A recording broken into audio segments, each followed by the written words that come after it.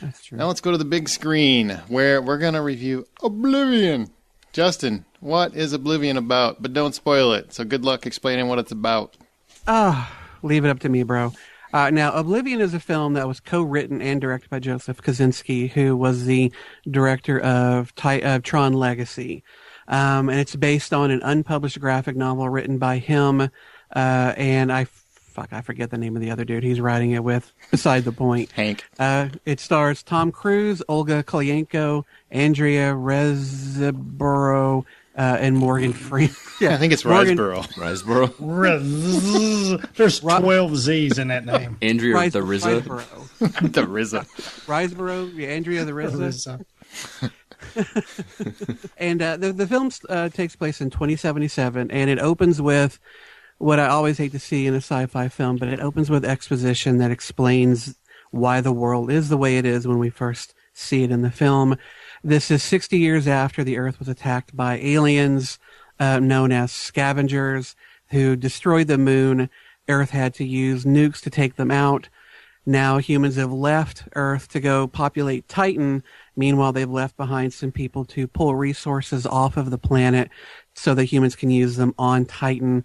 Tom Cruise is Tech 49 Jack Harper, and he works alongside, they never really say wife, girlfriend, anything like that, but they're co-workers, and you get into the film pretty early on, and they're also lovers, but their job is to secure the the main ones.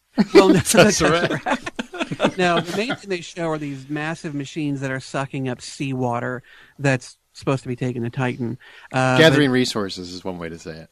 Right, but Jack's job is to make sure that all of the drones that protect them from the scavs that have remained on the planet, to protect them against them and sabotage. Pretty early on, you start to think that things aren't what they might appear to be. To say anything more than that is to really start edging into spoiler territory. And I don't want to do that because this film does have a few twists in it that we'll talk about whether we like them or not. So let's start this thing off first. The story, how did you guys like it without getting into spoilers? Did you find it satisfying? Were you left wishing it had, gone a different direction? Kind of what were your thoughts on that? And Brian, why don't you start us off? I thought it was, I'll say this, it wasn't exactly what I thought by watching the preview, by watching the trailer. It did go a different direction, a better direction than what I had envisioned what I was going into. That being said, once it got started, Aaron, I know you and I talked about this briefly, but it was fairly predictable. Yeah, I had it figured out about 15 minutes into the movie. I'm like, well, this is how it's going to end. Except for there is a love story to it that actually I actually like that part of the story more than I like the main story. And it's really just a small, tiny part of it. But I had more faith in that than I did the overall story, which is really hard to talk about because obviously you don't want to spoil. Mm-hmm. It's just, for me, it was very predictable. I still like the story, but it was very predictable. And when you know how a movie's going to end, when you have an hour and a half left to go, it makes it hard to sit there and go, wow, that story's fantastic. Because I kind of figured it out. But I've seen a lot of movies, too. So it was also pretty derivative. There was a lot of nods to movies like Independence Day. I still liked it. I like the story, but really the runtime on this film is a little over 2 hours. Mm-hmm. And by the time it was done, they easily, I think, could have chopped a half an hour and made the pacing on it a lot tighter. I don't like it when sci-fi stories start off with a lot of exposition, because to me that just reeks of lazy writing, especially when throughout the film they give you all that information over again. Wasn't it like the longest prologue I can remember? It's like, just get rid of the prologue. Don't need it. Drop us in, and throughout the first, half hour to an hour, dole out that backstory. I don't need it all given to me in, a Star Wars-like crawl. Just dump me in the world and trust that I'm smart enough to get where you're going and you be good enough to get us there. And we're all going to get there okay. But all in all, it was an entertaining story. I didn't see some of the twists coming. I did see some of the others, though. I like, though, that it was a film that didn't go the predictable route all the time, and that they tried to do some interesting things. So on that score, I give the film some marks, but they definitely could have tightened the pacing and gotten rid of a lot of just dull moments in this thing. Tom Cruise, I've actually heard him being hammered a little bit on his performance, and I really don't understand why. I think just about everyone in this film does a good job at what they're doing. I actually think Cruise and the woman who Olga Kurylenko or Kurylenko. Why am I turning into Aaron? I don't know. Olga Kurylenko. But you just got handsome. Yeah, Kurylenko did a really good job.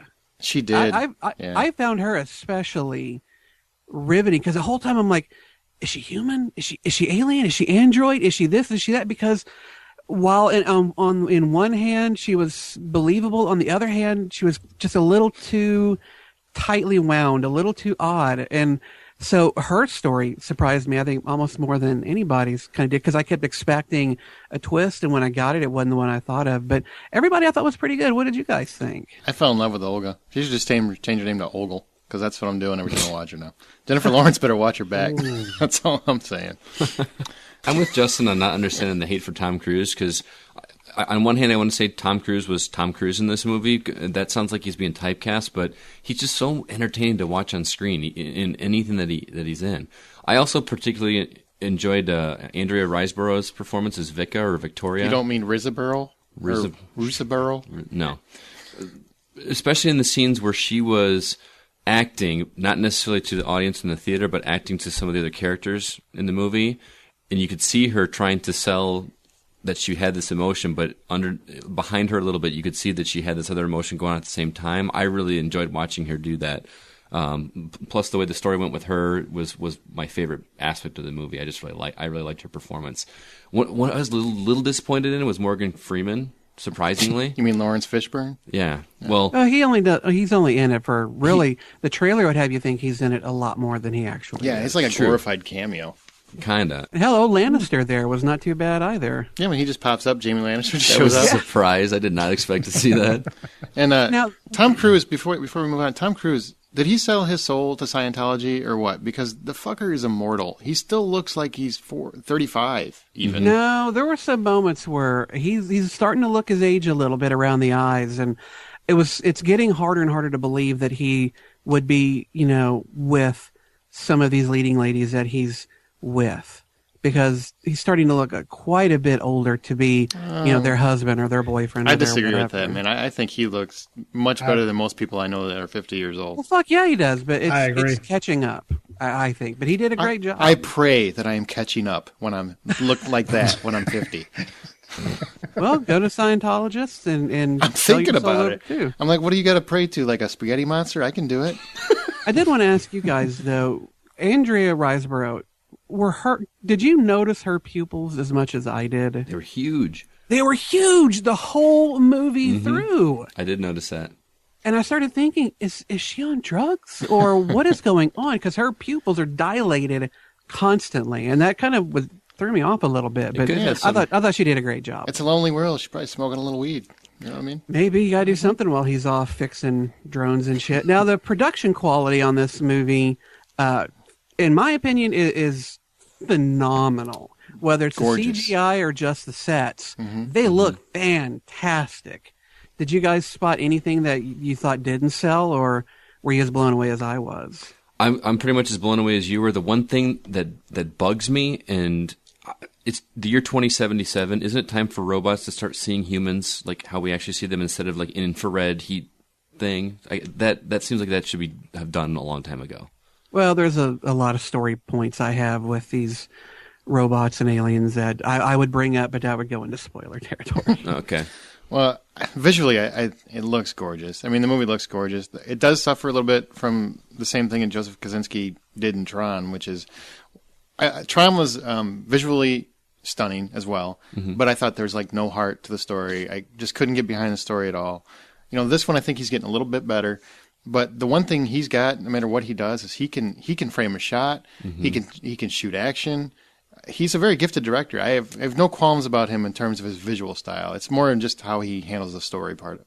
But I feel like a hypocrite loving the art style in this movie too, because I didn't like it in a movie like Total Recall, where it's like the black and white, very stark contrast like that. With I would say it's totally different. Too. Would you really? Yeah. I don't think it's totally the same kind of film. Well, it's totally. More in line with Prometheus, I would say. Okay. I mean, that's what I was going to kind of compare it to. Is that is Prometheus, where visually one of the prettiest. It'll probably be one of the prettiest movies of the year. Mm-hmm. Absolutely. But the story doesn't quite catch up with the visuals. And speaking of production, one of the best scores I've heard in a long time. M83. God, that's fantastic. It really stood out more than any soundtrack I've heard in quite a long time. It was very impressive. Did any of you see it in IMAX? I saw it on a massive screen. It wasn't an IMAX screen, but it's still a pretty big screen. I kind of wish I had, just because of how crisp it looked even in the regular theater I saw it in. HD would have been awesome. All right, guys. Well, what did you think, though, overall of the film? If you had to give it 1 out of 10, what would you give it, and would you recommend this film to other people? Good story. Could have been better. Tightened up a little bit. Stunning visuals. Great score. 7 out of 10. Scotty? Although lowered expectations may have helped me, I thoroughly enjoyed the places the film took me and recommend not overlooking it as being just popcorn. I give it 8 out of 10. What about you, Bri? I'm going to split the middle. I'm going to give it a solid 7.5. Again, stunning visuals. Tom Cruise, as Aaron likes to say, he's pretty much the last superstar actor. Mm-hmm. So, for him alone, he's worth it. 7.5. Go enjoy it. Have fun. As a sci-fi guy, I appreciated what they did.